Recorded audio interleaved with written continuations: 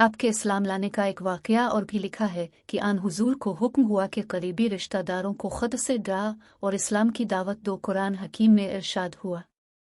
तर्जमा और अपने नज़दीक के ख़ानदान वालों को खुदा से डराए, झुकाओ अपने बाजू उनके लिए जो आपकी पैरवी करें ईमानदारों में से। सूरा अल-शोरा आयत। हुजूर अकरम सल्लल्लाहु अलैहि वसल्लम ने हज़रत अली को हुक्म दिया कि दावत का सामान करो। ये तबलीग का पहला मौका था। तमाम ख़ानदान अब्दुल मुत्तलिब को मदऊ किया गया। हज़रत ने खाने से फारिग हैकर खुतबा इरशाद फरमाया, मैं वो चीज़ लेकर आया हूँ जो दीन व दुनिया दोनों को कफ़ील है।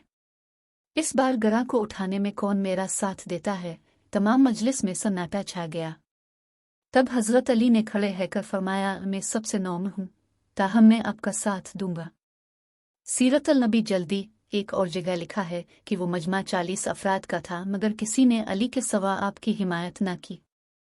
अल्लाह ताला ने हर ज़ी शऊर को अपनी सोच और फ़िक्र के लिहाज से आज़ाद रखा है, चाहे वो अच्छा सोचे या बुरा। इसी अपनी सोच और फ़िक्र की रोशनी में बाज़ लोग अपनी मनाजिल का तयन कर लेते हैं कि हमने ज़िंदगी में ये हासिल करना है, मसलन डॉक्टर, अफसर, इंजीनियर बनना है वगैरह वगैरह। फिर वो पूरी ज़िंदगी इसी तगो-दो में गुजार देते हैं। लेकिन अल्लाह ताला के बाज़ खुश नसीब ऐसे अफराद भी होते हैं जो अपनी सोच, फ़िक्र और ज़िंदगी अल्लाह पाक के नाम पर वक्फ़ कर देते हैं और उनकी मंजिल सिर्फ़ अल्लाह पाक की रज़ा होती है। और हकीकत में यही लोग इंसानियत के माथे का झूमर हैं। और आज भी तारीख़ न सिर्फ उन पर फ़ख्र करती है बल्कि उनके नक्श कदम पर चलना अपने लिए सादत दारन समझती है। और ये जिंदा दिल लोग ता क़यामत इंसानियत को ये पैगाम दे जाते हैं कि हकीकी ज़िंदगी वही है जो अपने मालिक व खालिक के नाम पर वक्फ़ कर दी जाए। कौल डॉक्टर अल्लामा इकबाल आयरा।